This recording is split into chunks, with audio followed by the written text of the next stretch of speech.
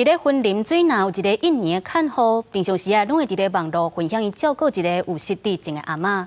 不过最近有一段阿嬷红绑伫咧椅仔顶，也是倒伫咧涂骹的影像，互外界质疑看护咧虐待阿嬷。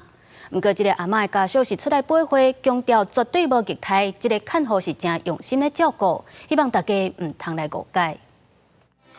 影片中的老妇人被看护用手摆在椅仔顶，过直接倒在地板困顶投诉行为。近期有民众将这段影像传到社群分享，引发讨论。怀疑这名看护是咧考倒老妇人。我们同仁联系雇主以后，那雇主表示这个看护工照顾这阿嬷照顾得非常好，他们都很感谢他。那这段影片他们也有，影片怎么会传到网络上，然后写一些有疑似虐待的情形，他们觉得也很纳闷。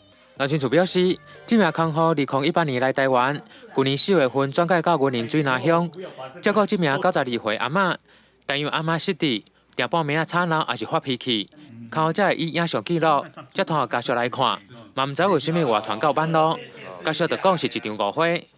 这个是误会，只是他说拍他照顾阿嬷的情形给他们同伴看，照顾得不错，很好了。因为阿嬷摔倒了，他摔倒了，他是走路不方便，怕他第二次再摔倒，从椅子上摔倒这样下来，所以那个都是一种误会了。3更半夜，阿嬷怎么睡在地上？老亲属表示，透过当年将这名看护所录影像。和印尼文来翻译，拢是咧讲照顾阿嬷的过程和心情。雇主和家属嘛拢有看过这影像，互因更加了解阿嬷平时生活的状况。强调这名看护并无考倒行为，希望大家莫阁转化和误解，继续用为你报道。